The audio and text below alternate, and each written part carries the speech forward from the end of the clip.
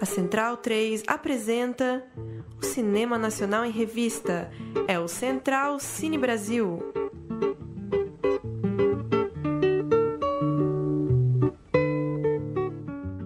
Salve, salve! Muito bem-vinda, muito bem-vindo ao Central Cine Brasil, edição de número 187 do nosso podcast que trata do cinema nacional contemporâneo. Hoje para falar de uma pré-estreia muito aguardada, um dos filmes mais esperados desta temporada do cinema brasileiro, Pacarrete, de Alain de Botton, em cartaz nessa série de pré-estreias do Espaço Itaú na plataforma Look. Pacarrete está em cartaz nesta quinta-feira, 25 de junho, também nesta sexta-feira, 26 de junho, 48 horas para o público assistir Pacarrete. Pacarrete é uma bailarina idosa, considerada louca, que vive em Russas, no Ceará, uma cidade do interior do estado. Na véspera da festa de 200 anos da cidade, ela decide fazer uma apresentação de dança como presente para o povo, mas parece que ninguém se importa com essa ideia de Pacarrete. Pacarrete é vivida pela Marcélia Cartacho,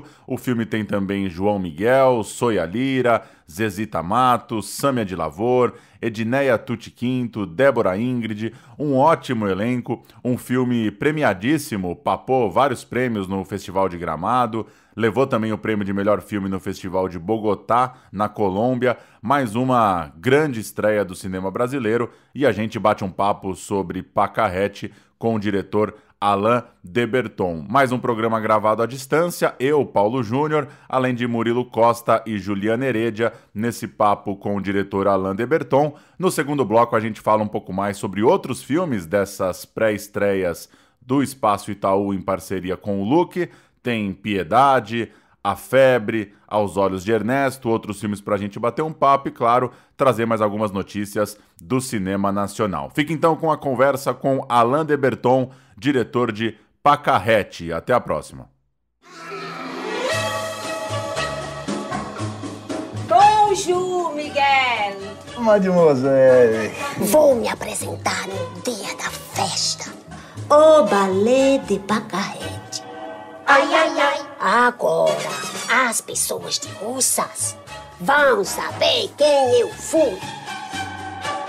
A nossa proposta é fazer uma festa mais popular, sabe? O que tá fazendo com essa bicicleta na minha calçada? Pacarrete tá falando com quem, criatura? Antes, claro, deixa eu já aproveitar e agradecer o Alain por estar aqui com a gente. Boa noite, Alain, como vai? Boa noite, Paulo. Boa noite a todo mundo do Central Cine Brasil. É um prazer estar conversando com vocês. É isso, a gente está super ansioso com essa oportunidade de estar mostrando o filme no Brasil inteiro, né? Através desse festival do Itaú.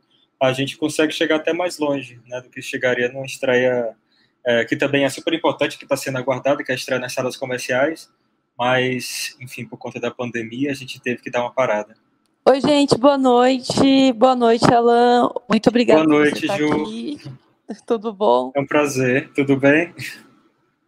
Alain, assim, o seu filme basicamente fala de amor e resistência, né, Pacarrete? Sim. Até ouvindo algumas entrevistas que você comentando, falando sobre o filme, e é um filme que eu achei muito bonito, eu gostei muito de Pacarrete, e a forma como que você representou esse personagem, que levou para a tela, né, de uma maneira sensível, digamos assim, respeitosa. O filme ele passa para um humor ali, depois vai para um drama, e não tem como não destacar Marcélia Cartacho, não é à toa que ela né, ganhou prêmios aí, e a Soia Lira como Maria, que eu amei muito o núcleo ali, o elenco todo, e o João Miguel como Miguel, que ele passa toda aquela empatia, sensibilidade, né? Ele olha com sensibilidade e empatia para Pacarrete. Uhum. E, bom, Pacarrete, né, é uma personagem que existiu, que fez parte da sua infância, ali na sua vizinhança.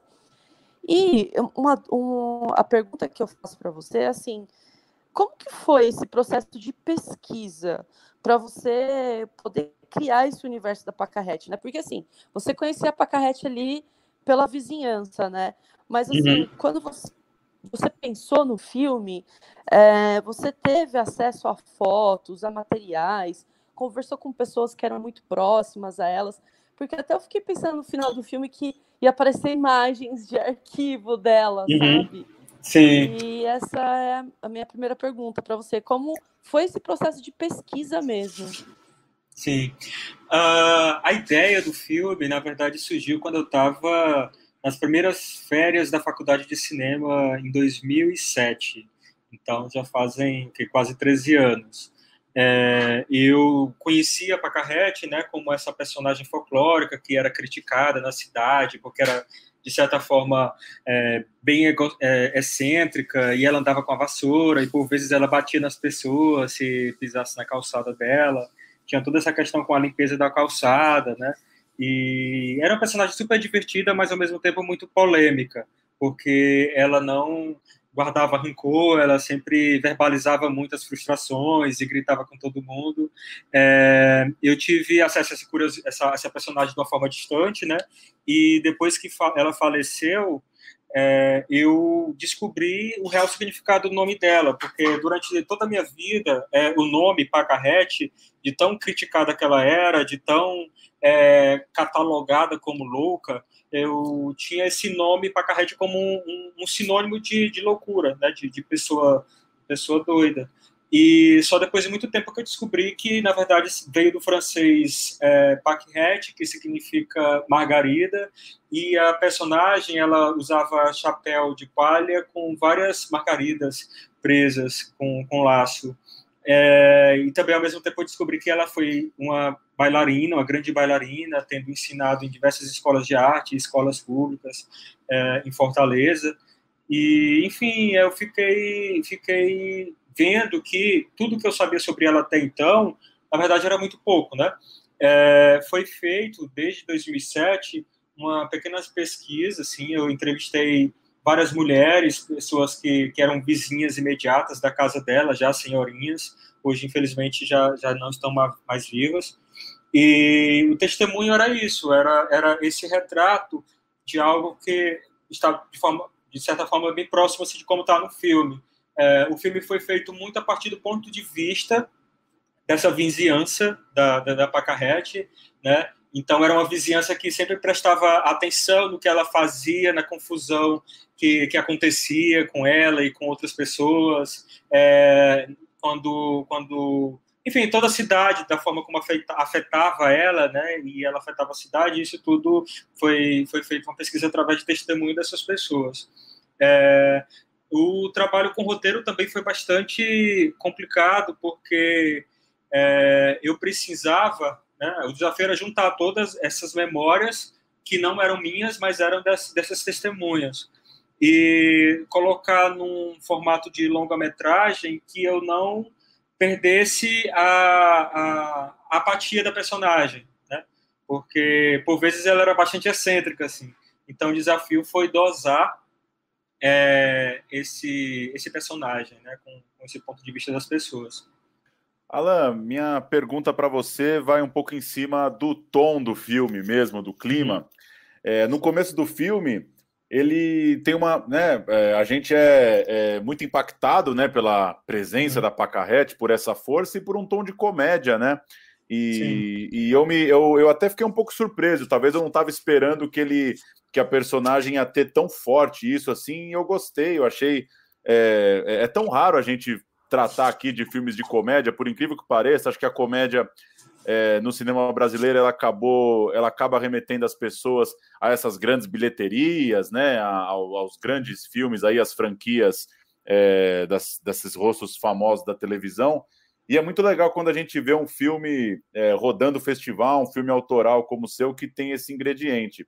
Ao mesmo tempo, depois o filme ele parte para ele não segura a mão também na hora de ir para um drama, né? Então acho que por isso ele não é uma comédia, né? Pelo fato de que você depois passeia por outras formas. Queria que você falasse um pouco disso, de como que você mediou isso, como que foi seu cuidado ali entre ser um filme divertido, engraçado, que tem uma personagem impactante, porque ela por si só é muito engraçada, né? Muito pitoresca. Ao mesmo tempo, não é uma comédia clássica. O filme não vai para esse escracho da comédia que poderia até ter sido uma escolha. Fiquei curioso para saber isso, como você mediou isso e até sua relação mesmo com a comédia, se é algo que você tem assim no seu trabalho, como que foi levar isso e mediar isso para Pacarrete? Claro. Paulo, foi uma descoberta, assim, essa coisa da comédia, na verdade, foi uma descoberta do processo, assim. Eu adoro comédia, mas eu confesso que eu sou muito chegado a um drama, assim. E a minha formação é muito dos filmes dos anos 90, da década de 80, e comecei assistindo desde criança filmes da Disney, então eu tenho uma inclinação para musical. Você pode perceber que tem referência de musical dos anos 50, 60, e de alguns clássicos como Crepúsculo dos Deuses, né, ali na figura da Gloria Desmond, que é da artista que não esquece o passado. E a Pacarrete era exatamente isso, ela era uma artista já velhinha, que não esquecia, né, todo o tempo de áurea dela, porque realmente foi bastante significante esse passado, né, de trabalho artístico dela, e de repente ela se vê à tona numa cidade do interior do Ceará, cuidando da irmã. De certa forma isso lhe dá uma luz, né, porque ela é diferente, ela é bem vestida, ela é a intelectual da cidade, existe um certo protagonismo, né, à la francesa, na pequena cidade de Russas, mas ao mesmo tempo ela é vista como uma total diferente, uma pessoa, enfim, perdida dentro daquela ambientação. O tom da comédia vem muito do ponto de vista, né, da pesquisa, que a Pacarrete realmente era uma personagem bastante divertida, assim, e são infidáveis as histórias que as pessoas contam dela. E geralmente todos os testemunhos colhidos para a produção do filme sempre me fazia me divertir, sabe? Eram histórias que as pessoas contavam de forma bastante alegre, assim, a priori todo mundo tinha uma história divertida com ela. E quando eu perguntava sobre a vida e como que era a relação, sempre também era acompanhada por um testemunho triste, um testemunho que falava do sofrimento dela, das injúrias que ela levou, e também do preconceito, e ela morreu também de uma forma quase indigente, assim, meio que deixada de lado pela própria cidade, né? Então, também tinha uma parte triste, né? Era uma história que eu começava a entender e a começar essa personagem de uma forma divertida, né? Mas, ao mesmo tempo, sempre o testemunho era migrando para esse lado mais triste. Então, eu logo percebi que o filme teria esse desenho, assim. Eu precisava apresentar a personagem como as pessoas viam ela, né? E adentrar na psicologia dessa personagem de forma que a gente fosse e entrasse cada vez mais no eu interior, né? E, obviamente, essa saga de fazer cultura nessa pequena cidade, especialmente o balé, né? Que, na verdade, nem é uma arte essencialmente brasileira, valorizada tanto no Brasil, enfim, vai adentrar toda essa questão mesmo de um exercício muito intenso, né? De correr atrás desses sonhos, e é esse peso que traz a parte mais dramática do filme, né? Alan, Murilo falando, eu gostei Murilo. bastante do filme, e principalmente a parte de arte, assim, achei muito bem trabalhada, muito bonito, compõe bem a personagem. Logo de cara mesmo, né, a gente vê a casa da Pacarrete logo no começo, e é um achado aquela casinha, né? Sim. Cheia de charme, ela parece de outro tempo, naquela ruazinha de interior. Só que tem um certo estranhamento, porque a gente repara que tem uma loja de roupas bem grande do lado, um botequinho do outro canto, e de cara a gente fica meio encucado, né, com essa casinha ali perdida. Tipo, não dava para ter achado uma locaçãozinha melhor, né, mais charmosa como um todo, não só uma casinha bonita. A gente vai entendendo a relação da casa com o personagem, esse meio que isolamento, a dificuldade de se identificar com o entorno. Ela e a casa são personagens de outro tempo, né? Cercados por esse mundo novo que ela nem entende nem quer muito fazer parte. Então, a Pacarrete ali, a casa delas meio que uma ilha de sanidade ou insanidade ali na cidade. Eu queria saber como que foi compor ali a direção de arte, figurino e atuação, tudo para criar a personagem tão fascinante que é a Pacarrete, mas evitando o caminho fácil, né, do puramente pitoresco e conseguindo equilibrar ali os dramas e mistérios que esse personagem carrega, né? Que tem um passado muito grande ali escondido nos objetos, a nostalgia da casa. Então, eu queria que você falasse um pouco sobre esse processo de composição. Isso. Obrigado pela pergunta, Murilo. Pacarrete, ela viveu quase 92 anos. Então, ao mesmo tempo que eu queria a Marcélia Cartacho para protagonizar o personagem, e a Marcélia tendo 60, eu fiquei pensando quão desafiador seria se eu colocasse a Marcélia como uma velhinha de 92. Então, assim, foi decidido logo que seria meio termo, para a gente tentar, o máximo, ser bastante crível com essa composição. E o peso dessa idade a gente tentou reforçar no trabalho de arte e no trabalho de figurino, né? E para mim era muito importante que essa casa da Pacarrete fosse, de certa forma, assim, um circo, fosse regado de memórias, e isso é fato, Murilo. Tipo, a Pacarrete, ela era assim, ela realmente era muito apegada ao passado, ela tinha uma série de partituras, ela tocava piano, ela tinha muitos discos, e ela colecionava seus tutus, aquelas coisas todas, né? E ela também foi uma pessoa bastante viajada, assim, com bastante apreço e envolvimento com pessoas de orquestras, né?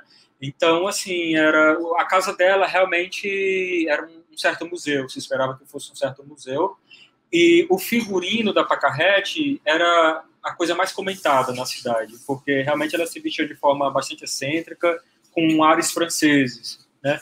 Então, o trabalho da Cris Garrido, que fez também o figurino de tatuagem, foi exatamente encontrar na Pacarrete um diálogo com Anna Pavlova, né, que é a referência dela, está até citada no filme, e muito do figurino da Pacarrete foi feita pesquisa em cima dos figurinos da Anna Pavlova, dos anos 30 e dos anos 40. Acho que ela é a maior referência. Sobre a direção de arte, para mim era muito importante que houvesse essa composição circense, né, ao mesmo tempo bastante histórica. Para esse trabalho, eu convidei o Rodrigo Frota, que na verdade ele é cenógrafo, ele fazia cenários para teatro, e o longa-metragem Pacarrete é o primeiro trabalho dele como diretor de arte para cinema. Foi uma aposta bastante acertada, porque a coisa indo para o exagero, para o cênico, que combinasse bem com a iluminação do Beto Martins, poderia me render esse look que eu buscava, que é justamente um look oitentista, assim. A coisa do look oitentista tem muito a ver com a minha primeira memória que eu tinha sobre a Pacarrete. Eu devia ter por volta de uns 7, 8 anos, quando eu vi a personagem pela primeira vez.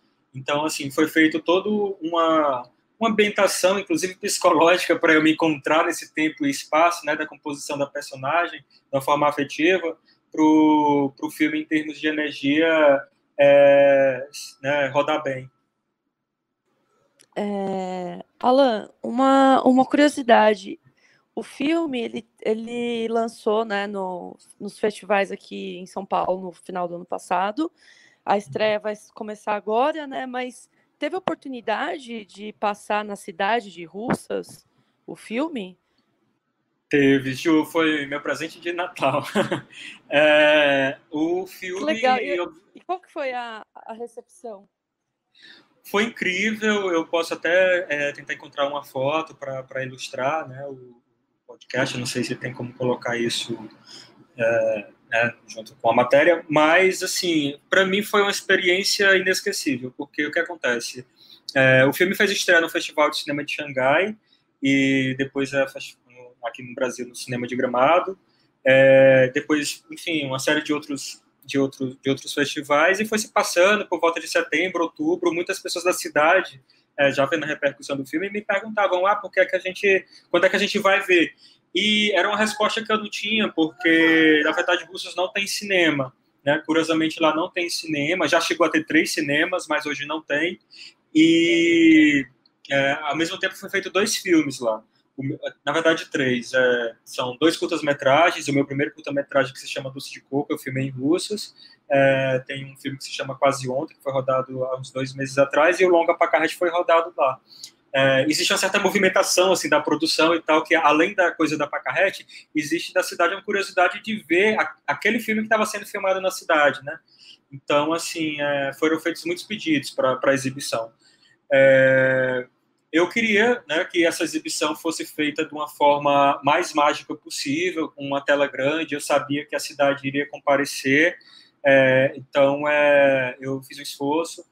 A gente conseguiu trazer, através de um festival que eu produzo lá, que é o Cine Festival, a projeção do Zé Luiz, que é da projeção do Festival de Cinema de Gramado. Então, a gente teve uma tela de mais de 20 metros, se não me engano, era 21 metros, plantado na praça principal da cidade, e tínhamos por volta de 400 cadeiras instaladas na praça. Para minha surpresa, devia ter por volta de umas 3.000 pessoas, todas elas em pé, assim, a maioria delas em pé, assistindo o filme. E como é uma praça que fica entre duas ruas principais, era muito emocionante também ver que as pessoas ficavam nas suas calçadas, colocaram suas cadeiras nas calçadas para poder ver o filme. Tinha gente também atrapada em árvores. Então, assim, essa experiência, e a Marcela Cartacho estava lá para testemunhar isso, foi inesquecível, assim. Eu acho que faz com que, de fato, a pessoa, né, que teve acesso a essa personagem de uma forma não informativa, né, através de testemunho de outros, enfim, de históricos de preconceito e tudo mais, pudesse, através do filme, entender realmente quem foi essa personagem. E, nesse sentido, eu percebi bastante transformação da cidade. Assim, era quase como se fosse um soco no estômago. Eu acho que, assim, é o evento mais incrível que eu participei da minha vida. Foi muito emocionante. Legal. Alan, você falando aí de hoje a cidade não ter mais sala de cinema, inclusive eu lembrei de Cine Hollywood assistindo teu filme, coincidentemente ou não, também com uma referência de uma narrativa, né, de uma resistência da cultura, também com uma referência de interior de Ceará, né? E uma coisa que o exemplo do Cine Hollywood me dá, assim, é a coisa de um cinema popular mesmo, né? E o teu filme, ele parece muito popular, mas por questões de distribuição do cinema brasileiro, de acesso, como você deve imaginar, a gente está aqui no programa com 5 anos e pouco de programa, e são muitos os filmes que a gente fala, pô, esse filme pode ter uma bilheteria grande, esse filme é para a família inteira, esse filme pega várias gerações, vários tipos de público, e muitos deles não alcançam, né? Por uma série de fatores objetivos aí do cinema, tem essa dificuldade. Eu queria que você falasse um pouco o que você pensa disso, se é uma coisa... claro, todo diretor quer que seu filme seja muito assistido, mas, enfim, qual que é a sua aflição, a sua angústia em relação a esse cenário que a gente vive e de conseguir fazer o filme chegar?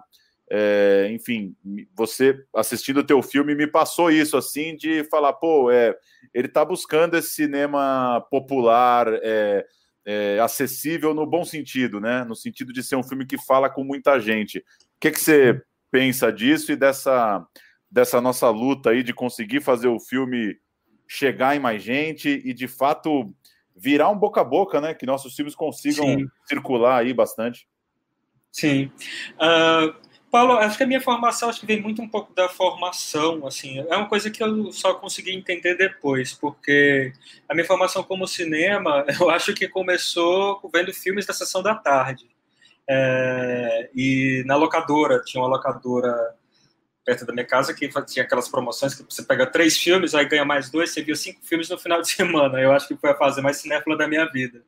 E com isso, enfim, fui crescendo, tendo essa vontade de contar a história e tudo mais. Meu primeiro curta, que é o Doce de Coco, ele conseguiu ter uma ótima repercussão, assim, ele participou de bastantes festivais. E não exatamente era o filme mais elogiado da crítica e tudo mais, apesar de ter ganho alguns prêmios, mas ele foi o filme que eu percebia bastante comunicação com esse público, né? Depois eu fiz o Melhor Amigo e depois Os Olhos de Arthur e fui percebendo esse estilo, assim. Pacarrete foi muito intuitivo também, porque eu não estava exatamente preocupado em fazer um filme de arte e também não estava preocupado em fazer um filme assim para o público, né? Assim, entre aspas, blockbuster, um filme que fosse mais comercial. Eu acho que eu fui muito sincero comigo mesmo. Eu considero os dois lados, né, bem importantes, o filme indie e o filme comercial. E esse encontro com o público, para mim, é uma consequência, sabe? Eu acho importante que a gente faça filme para o público ver, porque ainda mais o tipo de cinema que eu quero fazer. Eu sou, assim, as temáticas dos meus filmes, eu acho que elas são bastante fincadas em relações humanas, em questões humanitárias, em deficiências e histórias de superação, e eu percebo que eles precisam chegar no público para que o filme faça o efeito próprio dele, sabe?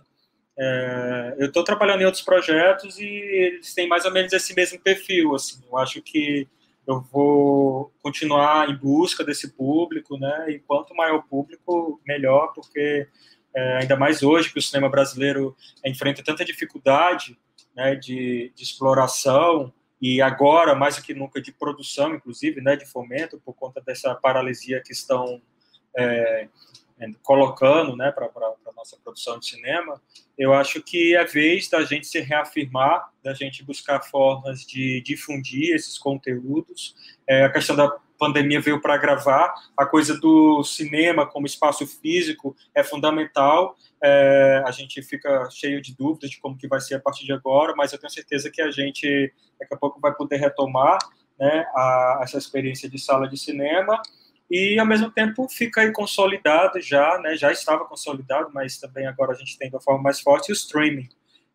A nossa experiência agora de estar lançando o filme como pré-estreia no streaming também tem uma outra vantagem: a gente consegue chegar mais longe do que chegaria somente no cinema, né, como primeiro janela. Então, é um desafio, né, Paulo? Alan, já foi bastante falado e principalmente reconhecido em vários prêmios o mérito da Marcélia Cartacho no filme, né?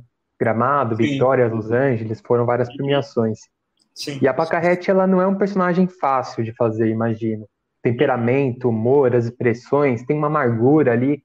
Tudo tem que ser no ponto certo para não ficar pesado, nem caricato, superficial. Mas também é muito importante o contraponto dos outros personagens, principalmente o Miguel, a Maria, a irmã dela. E para mim, o nível de acerto do casting deles é quase o mesmo da Marcela Cartacho. O jeito doce de atuar do João Miguel, né, a simplicidade dele, ele ajuda a Pacarrete a ter um ponto de apoio, dá uma leveza pro filme.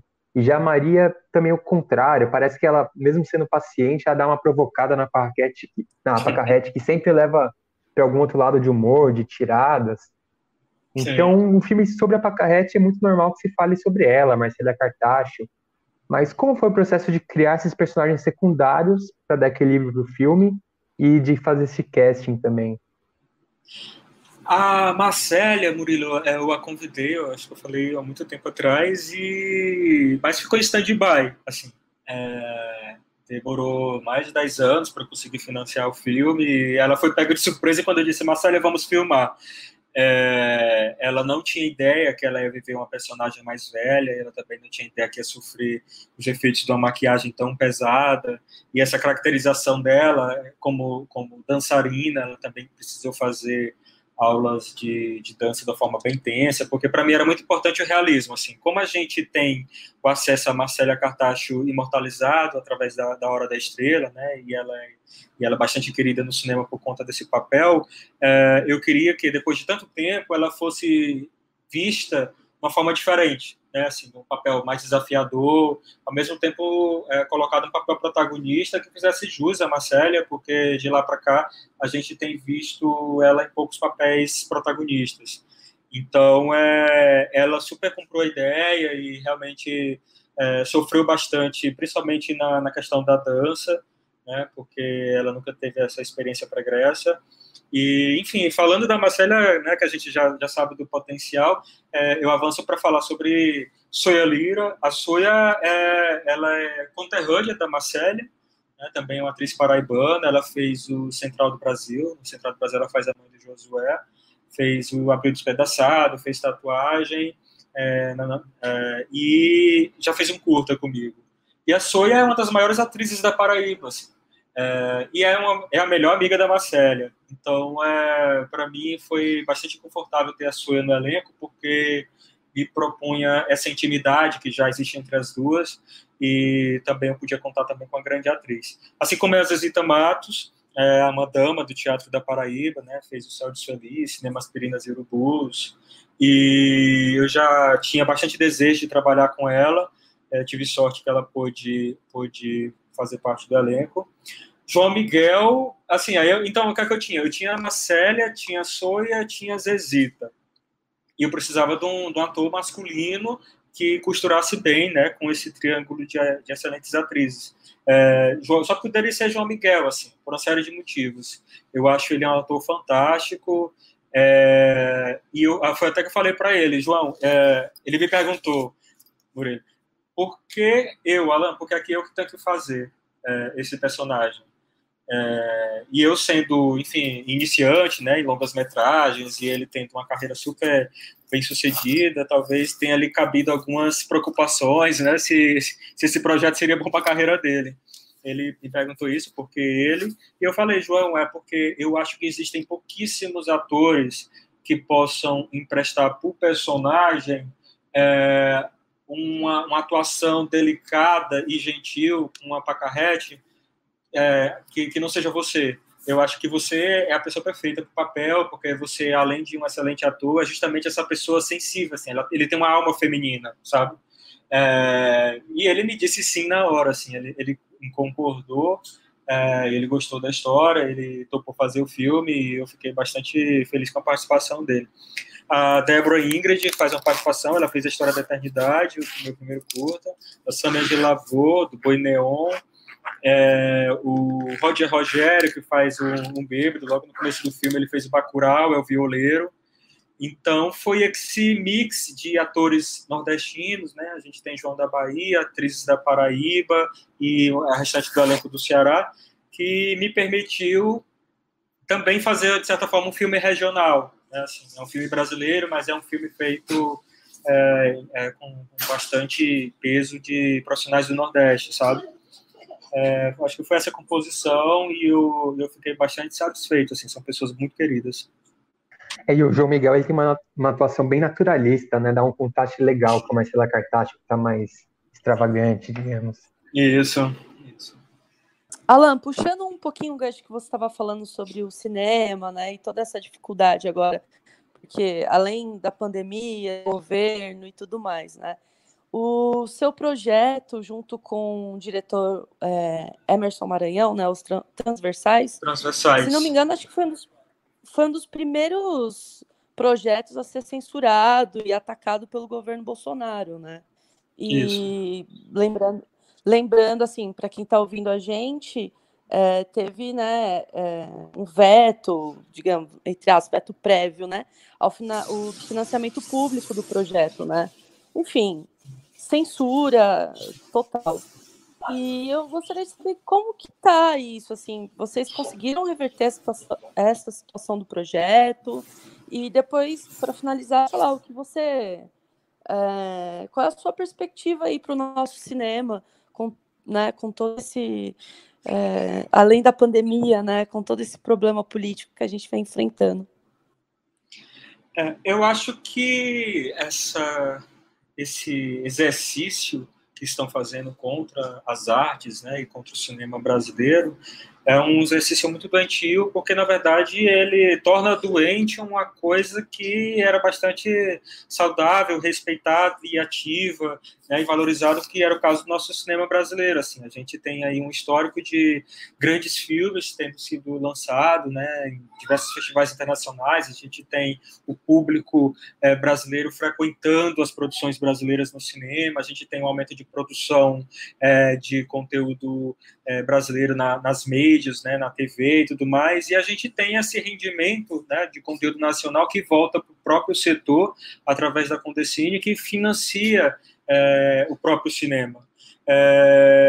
Então, você tem aí uma indústria que emprega, né, bastante gente, milhões de pessoas, e também, enfim, que volta para a economia. É uma das indústrias mais rentáveis, né?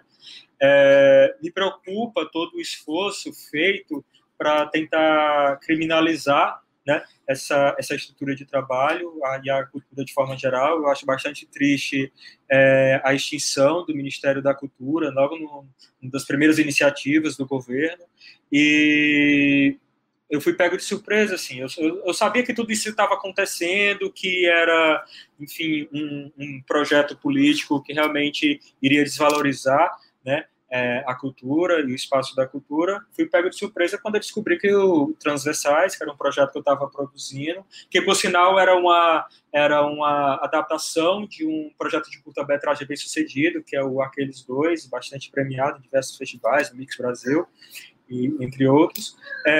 Foi feita essa proposta de série de TV, atendendo a linha específica do edital de TVs públicas, recebendo uma boa nota por isso, e até onde eu sei, eu acho que era o projeto finalista, por conta da nota, por conta do projeto em si.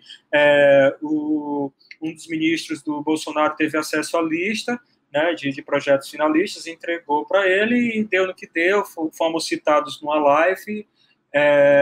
E a partir de então, assim, também aconteceu, por exemplo, teve uma situação que eu fui falar sobre a censura, né, sofrida do projeto na Câmara dos Deputados, e eu percebi que tinha uma série de bolsonaristas criticando a nossa posição de criticar a censura, né, como se a censura fosse uma coisa que devia se estabelecer, assim. A verdade é que ficou por isso, assim. A gente conseguiu, na Justiça, né, através do Ministério Público, fazer o governo publicar o resultado do edital, mas, para nossa surpresa, nenhum dos projetos finalistas, né, que foram citados, nenhum dos 4 estavam no resultado final. Aí veio uma questão que foi a seguinte, da falta de editais e da falta de pagamento dos projetos aprovados desde 2018, que tem afetado diversas produtoras no Brasil. Eram diversas produtoras que estavam esperando ansiosa o resultado desse edital de TVs públicas, e eu resolvi, com outros né, desses projetos que foram citados, a gente não, enfim, deixar como está, sabe? Para poder acabar não atrapalhando as outras produtoras contempladas, né, que estavam ansiosas pela execução do projeto. Então, de certa forma, a gente permitiu, assim, essa censura. Estou tentando produzir o filme, não é nada fácil. As portas se fecham bastante. Sim. Pois é.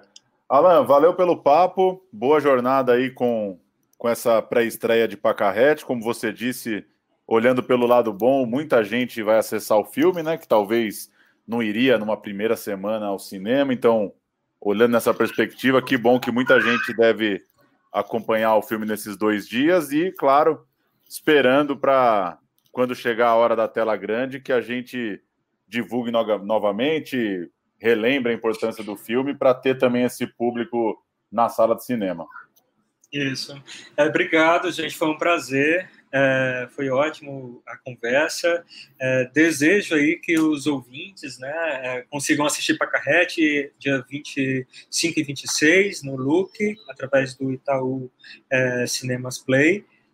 Espero que gostem, comentem. A gente tem um Instagram do filme e um Twitter, Pacarrete o filme. É sempre muito bom ter o feedback, né, dos espectadores. E é isso, assim, vamos valorizar o cinema brasileiro. A gente tem feito um cinema né, bastante diverso e bastante inquieto, e eu acho que é isso. Eu acho que a gente tem que valorizar e a gente tem que incentivar, né, e assistir, né, seja no streaming, seja na sala de cinema, dando preferência à nossa produção. Maravilha. Valeu, Alan. Abração. Bom trabalho. Valeu. Um abraço. Obrigado. Obrigado. Tchau, tchau. Até mais, Ju. Obrigado, Murilo, Paulo. Até mais.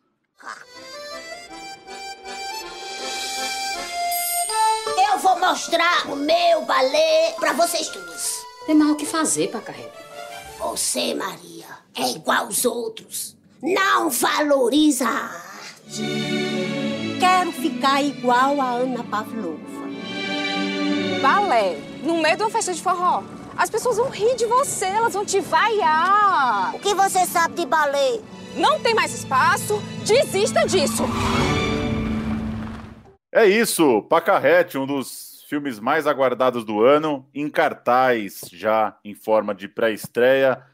Mais algum comentário, pessoal? Acho que um projeto muito apaixonante, né? Um diretor que vai reviver uma personagem mítica, né? De certa forma, né? Uma personagem curiosa, pitoresca da sua infância. Todo mundo acho que vai lembrar de algum exemplo de uma Pacarrete que passou por nossas vidas, né? Uma pessoa que ora era tida como incompreendida, ora era a pessoa mais sábia e com maior conhecimento de causa para tratar dos assuntos, né? Uma figura típica das vizinhanças, né? Dos conflitos e das conversas aí de calçada para qualquer vida que a pessoa pode ter levado. E acho que é o que mais me toca assim no filme. Eu acho que é isso mesmo, conseguir trazer essa memória de uma personagem tão importante, tão complexa, para um filme sensível e divertido, né? E tem muito essa questão também do artista, e principalmente o artista na velhice. Depois que passaram ali os grandes louros, né? O que fazer na velhice, que de repente as pessoas não conhecem as suas histórias de vida, não sabem quem você foi, não sabem a bagagem que você carrega, e você acaba vivendo uma vida ali que leva a uma certa amargura, né? De falta de reconhecimento, tudo. Então isso é uma questão que dialoga muito com o papel do artista na sociedade mesmo, né? De ter esse Sim, papel importante, se propor a ser aquilo apesar de tudo e contra todos, onde for, né? Seja numa cidade que não tá nem aí, ou seja numa grande capital, tá ali fazendo o seu trabalho, tentando mostrar alguma coisa, né? Fazer o que você gosta e tentar ser compreendido de alguma maneira. sim, nossa, total. Até falei, né? Como resistência mesmo. E o que você colocou, Murilo, para ele é realmente assim, direção de arte sensacional, as cores do filme também, enfim, todo o figurino.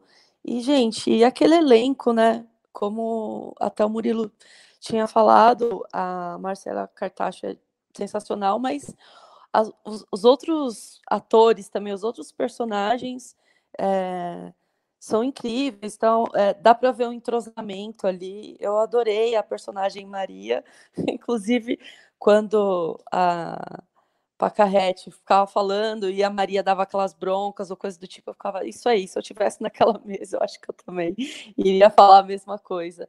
E aí vem o personagem do João Miguel com toda a sua doçura, mas com empatia, sabe? Tipo, vendo ali por trás daquela mulher que é toda esparafantosa, que é até grossa, ele consegue ver além, né?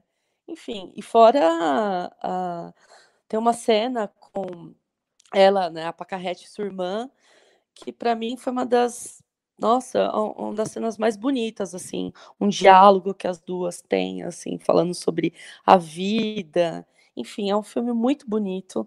Eu recomendo muito, assim.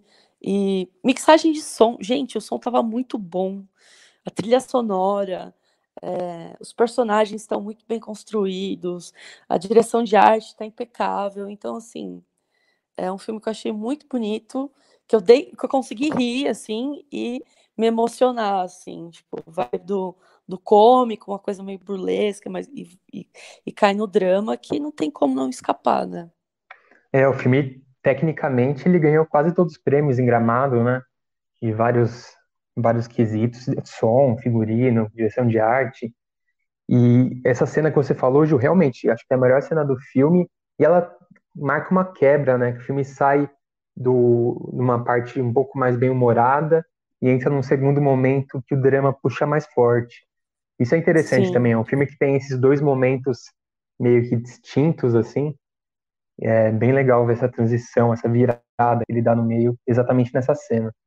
Filme muito reconhecido pela crítica, né? Quem der um giro aí pelo que saiu na época dos festivais vai ver que são muitos elogios, né? Principalmente para protagonista. E de fato concordo com isso que você falou, Murilo, da mudança do tom, né? Acho que isso é fundamental, assim. Eu gostei muito do ato final do filme ali. Achei que a história termina da melhor maneira possível, assim. Achei muito bom, muito maduro, assim, o final, sabe? Num sentido de que não é... De conseguir construir esse drama mesmo, né? Achei os últimos, não sei exatamente, mas 20, 25 minutos ali, para mim, o ponto alto, assim, quando a gente já tá mergulhado no clima da personagem e tem essa cena que a Ju comentou, de um diálogo mais íntimo ali com a irmã. Muito boa essa capacidade mesmo de, apesar de todo exagero e de toda do quão pitoresca é a personagem, conseguir trazer esse drama íntimo mesmo, né? E emocionar o espectador por essa miudez assim da vida cotidiana mesmo. Pacarrete em cartaz, então, 25 e 26 de junho, nessa quinta-feira e nessa sexta-feira. São 2 dias por filme. Só para passar o restante da programação, dá para entrar pelo site do Espaço Itaú, dá para entrar direto pelo Lu, que os filmes estão todos para alugar. Na sexta e no sábado, 26 e 27, tem Dora e Gabriel, um filme do Hugo Giorgetti, uma produção aqui de São Paulo. No sábado e domingo, 27 e 28, tem Guerra de Algodão, da Marília Hugues e do Cláudio Marques, um filme lá da Bahia. Domingo e segunda, 28 e 29, tem Mangueira em Dois Tempos, filme da Ana Maria Magalhães. E ainda pegando praticamente a rabeta aqui, para quem está ouvindo o programa na quinta-feira, nessa quinta, 25, ainda dá tempo de assistir Querência, do Elvésio Marins Júnior, uma coprodução Brasil-Alemanha, filme rodado em Minas Gerais, e Boni Bonita, filme do Daniel Barosa, coprodução Brasil-Argentina. A grande seleção do ano aí, né? Como a gente falou semana passada, todos os filmes ainda vão estrear nos cinemas, pelo menos essa é a previsão do momento, né? Não dá para saber direito quando que os cinemas vão voltar, mas é uma chance tanto aí para assistir esses filmes que com certeza eram os principais na espera de 2020. Querem falar um pouco de Piedade, filme que já passou nessa fila, foi exibido há alguns dias, filme do quinto longa do diretor Cláudio Assis. E aí, o que a gente pode falar um pouquinho de Piedade? Torcer para muita gente ter assistido. Acho que sim, até caiu lá, né, a transmissão. Acho que muita gente que nos ouve pode ter pegado Piedade. Aqui, Piedade parece inofensiva. Não parece?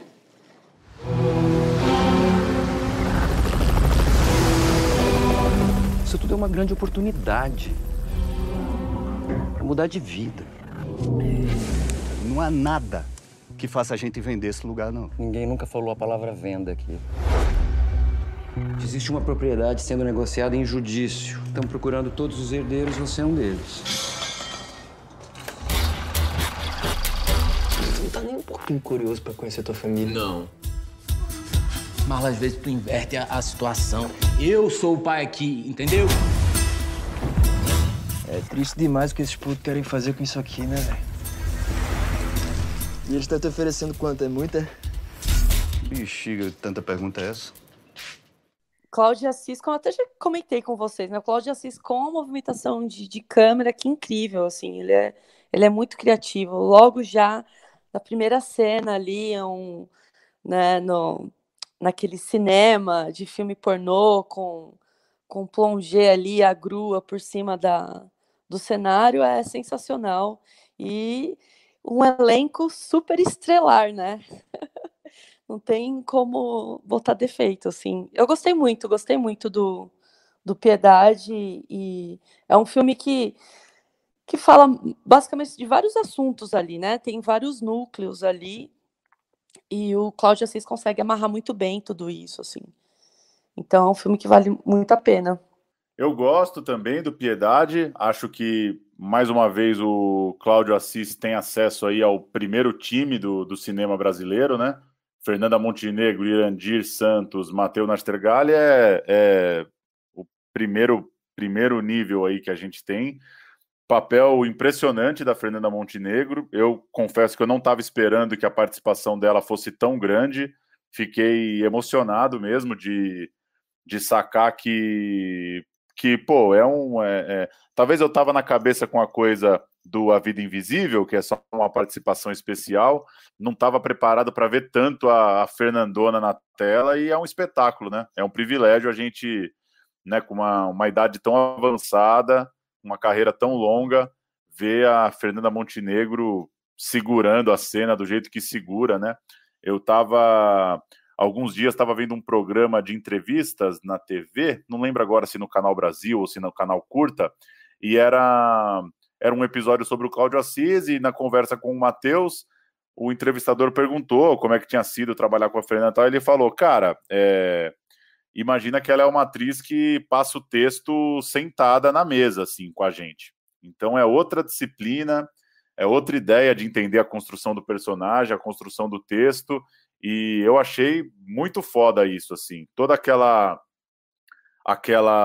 liberdade do cinema do Cláudio Assis, que é um cara que filma de primeira, gosta daquela cena mais longa, do diálogo fluido, e os principais embates ali entre o Irandir e o Matheus funcionam, né? E aí vem a Fernanda com essa bagagem toda, né, para fazer ali a matriarca, né, a dona Carminha, uma viúva que tá resistindo ali com seu restaurante, seu bar ali à beira-mar. Gostei muito da trama, confesso também que gosto muito do trabalho do Cláudio, então fico um pouco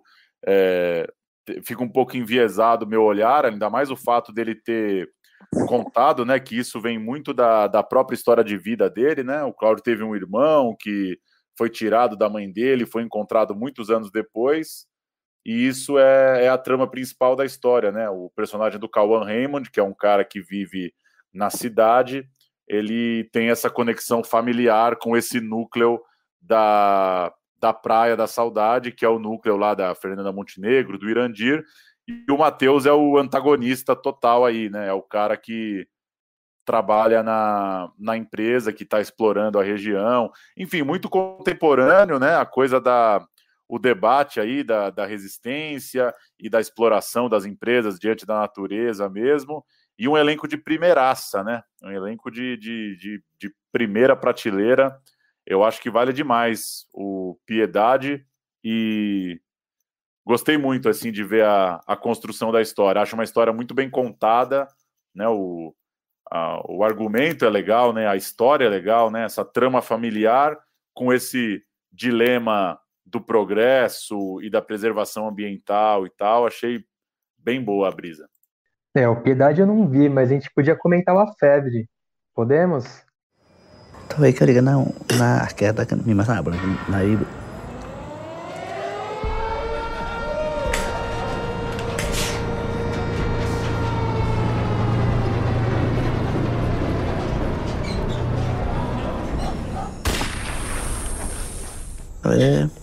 Này đã là bà sợi này bữa.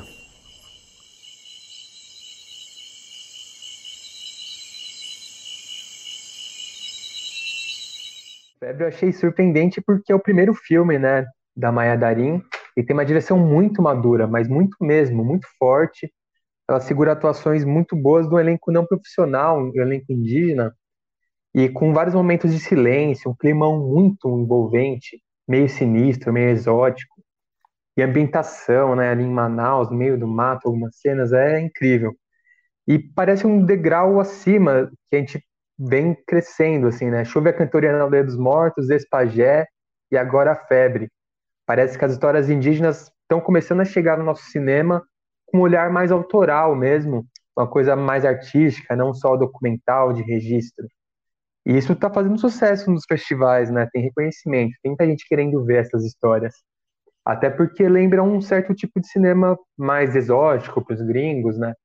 E lembrou os filmes do Apichatpong, por exemplo, ou do Lavi Dias, filipino, que faz os filmes de... Quando ele faz o filme curto, ele faz o filme de 5 horas. Então, tem esse elemento meio exótico também que pega muito para quem... Eu gosto, né? Para quem gosta, é uma viagem. Eu curti muito a Febre. Acho que é o melhor dos filmes que eu assisti aí no passado recente do Central Cine. Recomendo demais para quando tiver outra oportunidade aí para assistir. Quem não assistiu, não à toa premiado em Chicago, Festival de Brasília, Locarno, Mar del Plata, Pinguial, Portland, Festival do Rio, muita coisa, né? O Regis Mirou, que faz o Justino, né? Protagonista, é um indígena do povo Dezana, trabalha em Manaus, premiado, né? Como melhor ator, né? Em festival. Muito legal, cara. Concordo com você, é esse documento da relação, né, dessa relação muito crítica, que pega em vários aspectos, né, pega na alimentação, pega no aspecto financeiro, pega na saúde, tá tudo lá, né, nessa relação entre uma pessoa que teve uma criação numa aldeia e que, por circunstâncias aí da vida, tem que enfrentar o mundão na cidade, né. O Justino é um cara de 45 anos, que está sendo, que ainda tem família vivendo, né, na aldeia em que ele cresceu, e que está na cidade, cara, pegando 2 busão em Manaus para trabalhar de vigilante, trabalho de cão sinistro, assim, ficar em pé com uma arma na cintura e um rádio para se comunicar, trabalhando de segurança de carga, com tudo que o trabalho representa, né? Horas muito regradas, chefia em cima, aquele, mundo cão total, assim. E, muito foda mesmo. Eu achei um filmaço, assim, consegui sacar por que teve todo esse reconhecimento. Espero que muita gente assista aí, porque que história, né? Brasileiríssima, né? A Amazônia tão renegada pela gente mesmo aqui de São Paulo, né? Só tem uma relação muito distante com tudo isso. E, a vida de quem tá tentando a vida em Manaus e trabalhando no primeiro nível ali do emprego mesmo, né? Um vigilante, um segurança, tendo ainda que lidar com preconceito dos brancos na cidade e tendo que conviver aí com a batalha da vida, de uma vida completamente diferente daquela que ele foi criado. Muito foda mesmo. Filmaço. É muito bom quando ele fala, o trabalho é uma tocaia, como se estivesse caçando, mas não tem caça. É uma relação de tentar entender mesmo o que ele está fazendo, né? Imagino que talvez ele nem saiba exatamente o que a empresa faz, ele faz só o trabalho dele. É um outro mundo mesmo, e como você falou, entrar um pouco mais velho em um mundo totalmente diferente e ter que se virar, ganhar o dinheiro, tirar o sustento, é uma puta história mesmo. E essa coisa, né, chegar no hospital e o médico perguntar, tá comendo bem? E aí o cara responde, eu tô comendo o que tem no supermercado. Né? É outra referência mesmo, né? Outra referência total, assim, né? É esses filmes que dão uma bagunçada na cabeça mesmo, muito foda. Além do Piedade e do A Febre, nessa lista aí a gente viu Aos Olhos de Ernesto. ¿Eso es un caballo o es una torre? Papai, a gente precisa conversar. Tu não pode mais morar sozinho. Billy! Seu jantar? Era. Agora é o almoço do Billy. O Ernesto tá aí? Poderia ler uma carta para mim? Todos os dias abro a caja de correios em busca de tus cartas. Vai por mim, na boa, é crush. Hijo, pienso que logré una solución para nuestro problema. Una cuidadora de perros. Y pensé que quiera ser cuidadora de viejos. Los viejos damos menos trabajo que los perros.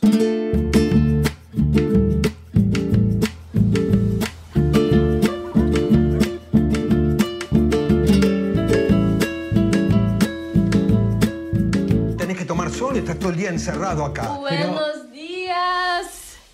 Direção da Ana Luísa Azevedo, produção lá do sul do país, da turma da Casa de Cinema de Porto Alegre, Júlio Andrade, Jorge Délia, Gabriela Poester, Jorge Bolani. O filme tem Aos Olhos de Ernesto, porque o Ernesto é um senhor ali na casa dos 70 anos, filme quase de fronteira ali, né? Pessoas uruguaias, uma relação com o Uruguai. Ele é um fotógrafo uruguaio vivendo no Brasil, né, no Rio Grande do Sul, e ele tá ficando cego, né? Ele já não consegue mais ler e acaba tendo uma trama com uma garota que ele conhece ali no prédio. O que achou, Murilo, de Aos Olhos de Ernesto? Eu jogo para você dizendo que eu gostei muito do roteiro, acho o roteiro muito interessante, mas confesso que algumas coisas, algumas cenas, eu acho que não alcançaram o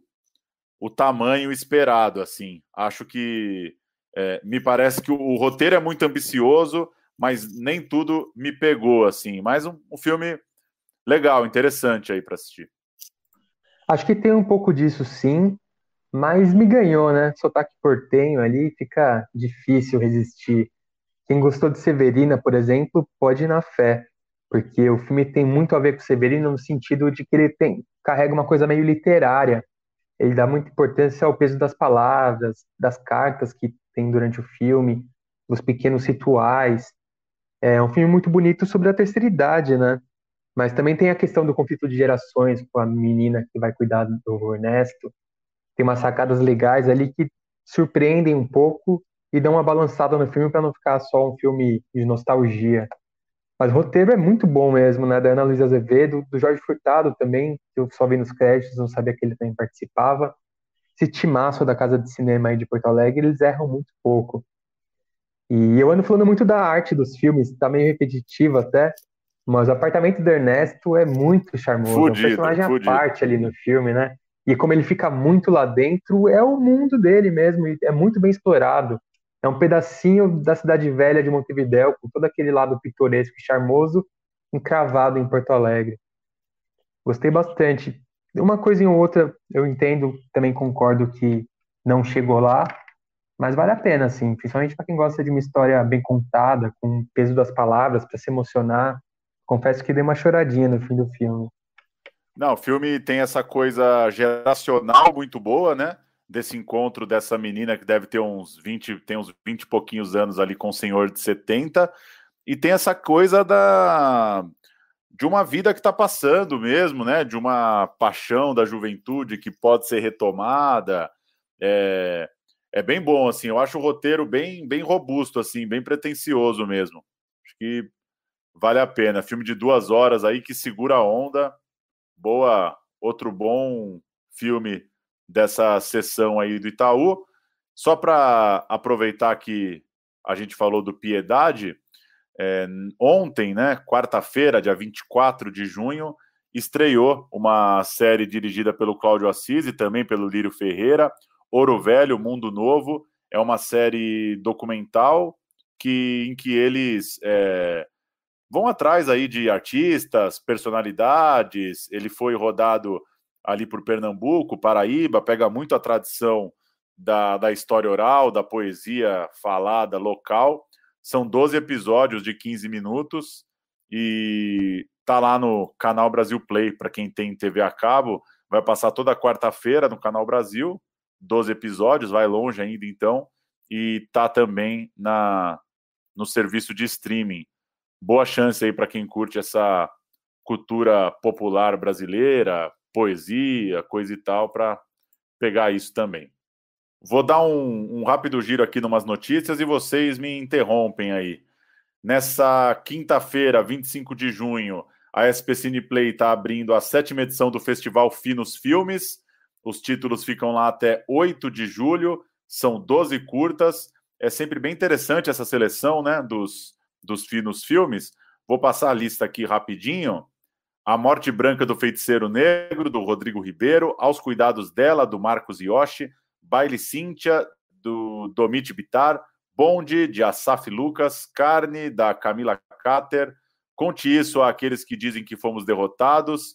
Uma direção coletiva de Ayano Benfica, Camila Bastos, Cristiano Araújo e Pedro Maia. Imagens de um Sonho, do Leandro Olímpio. Liberdade é uma Palavra, da Stephanie Hitt. Luiz Humberto, O Olhar Possível, da Mariana Costa e do Rafael Lobo.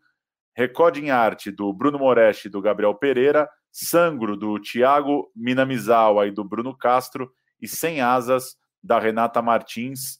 12 curtas para acompanhar aí a 7ª edição do Festival Filmes Finos. Tem também debate, outras coisas para acompanhar lá na página. E esses filmes citados são bem rodados aí em festival, né? O Carne, por exemplo, passou em Toronto e em Locarno ano passado. Então a seleção é sempre porreta. Esse Cine Play sempre é para bater palma, né? Um streaming estatal, o único que eu conheço, muito disposto a correr atrás de coisa, renovar a programação, oferecer live.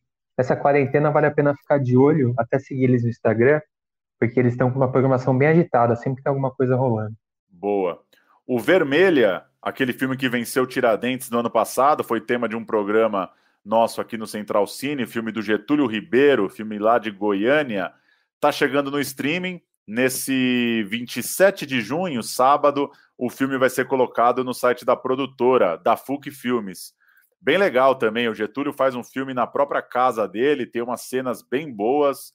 Acho que vale dar uma sacada lá no Vermelha. Bom filme goiano. O próximo domingo, 28 de junho, é dia do orgulho LGBT+, e vai ter o lançamento do longa As Cores do Divino, um documentário com pessoas LGBT que já participaram com alguma atividade forte relacionada às religiões, e aí trata, então, questões que passam ali pela sexualidade e pela fé. O filme vai entrar no site da Embaúba Filmes, fica gratuito por 2 semanas, e depois entra nas plataformas de locação.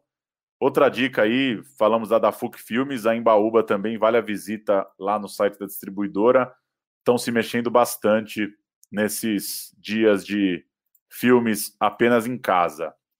Outro filme que está chegando no VOD, em 2 de julho, estreia Liquid Voices, a história de Matilda Segalesco, que é uma ópera feita para o cinema, dirigida pela compositora, autora, pianista Jocy de Oliveira, primeira mulher a ter uma ópera encenada no Teatro Municipal de São Paulo, isso nos anos 90. Filme é a 9ª ópera da Jocy, já foi premiado em diversos festivais pelo mundo. A estreia seria nos cinemas, claro, por conta da pandemia vai direto para o streaming. E o longa é uma ficção baseada num evento real que aconteceu na Segunda Guerra, o naufrágio do navio Struma, embarcação que estava em direção à Romênia em 1941, levando refugiados judeus com a promessa, com a tentativa de chegar em segurança à Palestina, mas acabou que esse navio teve só um sobrevivente. O filme passa, então, pela essa crise dos refugiados, né, por esse assunto que segue tão forte até hoje.